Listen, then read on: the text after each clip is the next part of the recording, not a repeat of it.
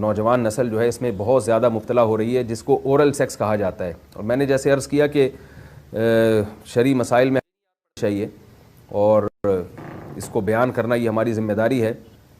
تو یہ چیز بھی انگریزی فلموں سے اور فحش فلموں سے ہماری نئی نسل میں بہت تیزی سے سرایت کر رہی ہے، اور لوگ اس بارے میں علماء سے بہت زیادہ مسائل پوچھتے ہیں، خواتین بھی پوچھتی ہیں جو اس میں مبتلا ہیں. تو اس کا بھی مسئلہ یاد رکھیں کہ اللہ تعالیٰ نے حالت حیض میں زوجہ سے ہم بستری کو حرام قرار دیا کیونکہ اس میں گندگی ہے. باپ دیکھیں کہ وہ گندگی اس درجے کی نہیں ہے جتنی اورل سیکس میں گندگی ہوتی ہے. اگر اس میں ڈسچارج ہو جائے بندہ، انسان جو ہم بستری کرنے والا ہے زوجہ سے، وہ منہ میں ڈسچارج ہو جائے، تو آپ سوچیں کہ اللہ تعالیٰ شرمگاہ کو گندگی سے بچا رہے ہیں جس کی وجہ سے حیض کی حالت میں ہم بستری کو حرام قرار دیا.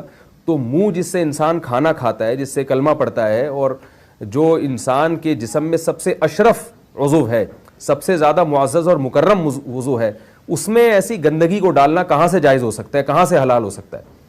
تو آج بعض متجدد قسم کے لوگ جو ہے نا اس کو حلال قرار دے رہے ہیں، تو یہ بالکل غلط ہے.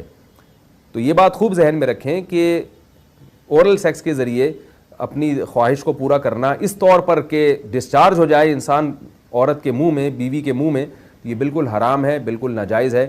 کیونکہ منی ایک غلیظ اور ناپاک اور گندگی ہے اور ناپاک اور نجس چیز ہے.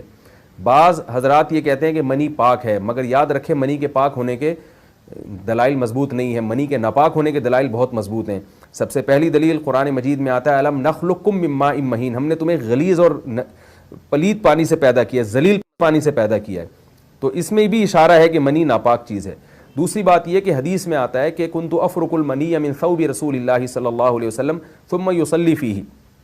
حضرت عائشہ رضی اللہ تعالی عنہ فرماتی ہیں کہ رسول اللہ صلی اللہ علیہ وسلم کے کپڑوں پر اگر منی لگی ہوتی تھی، صحیح بخاری کی حدیث ہے، میں اس کو کھرچ کے صاف کرتی تھی، پھر آپ صلی اللہ علیہ وسلم اس میں نماز پڑھا کرتے تھے. اب بعض حضرات نے یہاں سے استدلال کیا ہے کہ منی اگر ناپاک ہوتی تو حضرت عائشہ اس کو دھوتی، کھرچ کے صاف کرنا اس کی علامت ہے کہ منی پاک ہے. لیکن یہ بات غلط ہے. اگر منی پاک ہوتی تو حضرت عائشہ کو کھرچنے کی ضرورت نہیں تھی.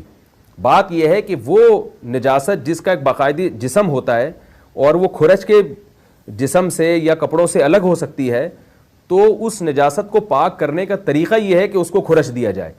ناپاک تھی تبھی تو حضرت عائشہ رضی اللہ تعالی عنہ اس کو باقاعدہ کھرچ رہی ہیں اور دور کر رہی ہیں. اور گیلی منی کو یہ ثابت ہے کہ حضرت عائشہ رضی اللہ تعالی عنہ آپ صلی اللہ علیہ وسلم کے کپڑوں سے دھویا کرتی تھیں اور آپ صلی اللہ علیہ وسلم اس میں نماز پڑھا کرتے تھے. حضرت عمر رضی اللہ تعالی عنہ کے دور میں کسی شخص کو احتلام ہوا تو اس نے اپنے پورے جو ہے نا وہ کپڑے دھوئے، تو حضرت عمر نے اس کو منع کیا، فرمایا کہ اتنا کافی تھا کہ اس جگہ کو تم دھو لیتے. تو اس میں بھی حضرت عمر اس کو باقاعدہ دھونے کا حکم دے رہے ہیں. کسی بھی صحابی نے اعتراض نہیں کیا کہ یا امیر المومنین آپ ان کو دھونے کا حکم کیوں دے رہے ہیں، منی تو پاک ہے.